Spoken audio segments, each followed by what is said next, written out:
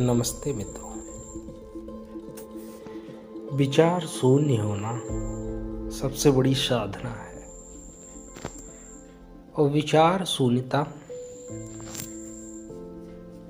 किसी साधना से उपलब्ध नहीं होती। मैंने ध्यान किया, योग किया कि कोई तपस्या, ये कोई बहुत महत्वपूर्ण नहीं। विचार शून्यता उतरती है आकाश से। विचार शून्यता उतरती है परमात्मा के आशीर्वाद से।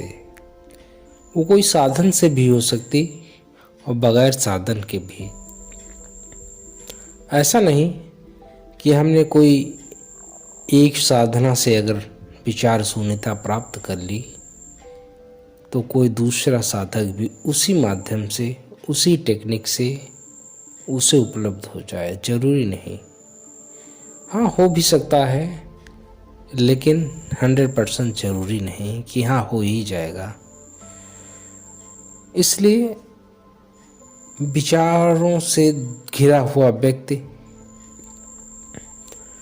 बहुत सोच सोच के अगर ध्यान करता है, बड़ी साधनाएं करता है, तो निश्चित नहीं कि वो विचार शून्यता को उपलब्ध ही हो जाएगा।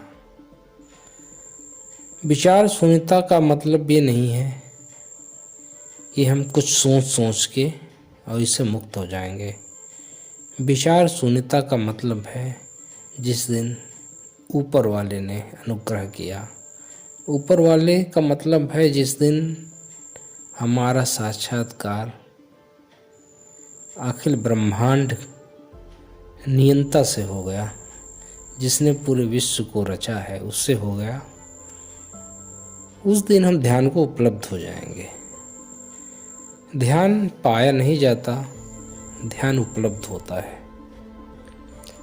और आज के समय में न जाने कितने लोग बड़ी विधियों को लेके बैठे हैं, बड़ी साधनाओं को लेके बैठे हैं, बड़े बड़े ग्रुप ज्वाइन होते हैं, उन साधनाओं को करते हैं और बाद में हाथ क्या लगता है, 2-4 दिनों का उत्साह, उसके बाद सब कुछ फीका। तो कहने का मतलब सिर्फ इतना है, ये विचार शून्यता या ध्यान या साक्षी की उपलब्धि होती है अपने से। गुरु आवश्यक है, लेकिन गुरु करेगा क्या? तुम्हारे विचारों को खत्म नहीं करेगा। तुम्हें एक टेक्निक दे सकता है, तुम्हें कोई मंत्र दे सकता है, तुम्हें कोई विधि दे सकता है, लेकिन करना खुद को है। लेकिन उस कर के ही लोगों ने बहुत कुछ गंवा दिया, अपना अमूल्य समय बर्बाद कर दिया और बाद में पाया क्या? कुछ भी नहीं होता। निराशा के अतिरिक्त और कुछ भी नहीं। सिर्फ कहने का मतलब हमारा ये है कि अगर आप उपलब्ध होना चाहते हैं, अगर आप साक्षी को जानना चाहते हैं, ध्यान को उपलब्ध होना चाहते हैं, अखिल ब्रह्मांड से मिलना चाहते हैं, तो सारी दौड़ भाग छोड़ दें। कोई मंत्र काम आ जाए ये बहुत अच्छा है, लेकिन काम ही आ जाएगा ये कोई ज़रूरी नहीं। आप देखना चालू करें जो हो रहा है। जो हो रहा है उसको देखने का मतलब ये नहीं कि आप कर्महीन हो जाएं। आप करता न रहें। आप जो भी करते हैं उसके प्रति साक्षी भाव रखें।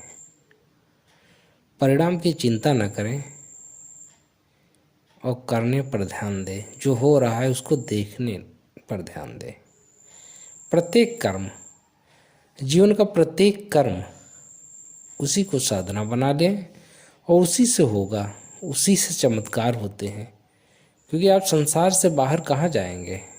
जंगल जाएंगे, पर्वतों पे जाएंगे तो वहाँ भी घर ही बसा लेंगे, वहाँ भी संसार ही बसा लेंगे। मिलने को कुछ है नहीं।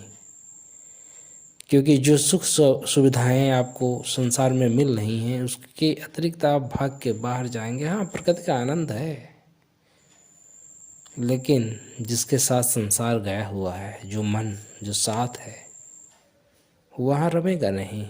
हाँ, कुछ दिन के लिए पर्यटन अच्छा है, लेकिन ध्यान के लिए आपको जो अवसर मिला हुआ है, जो आपको समय मिला हुआ है, उसी का सदुपयोग करें, साक्षी भाव का जागरण करें। यही ध्यान है, यही सारी विधियों की विधि है। ओम शांति।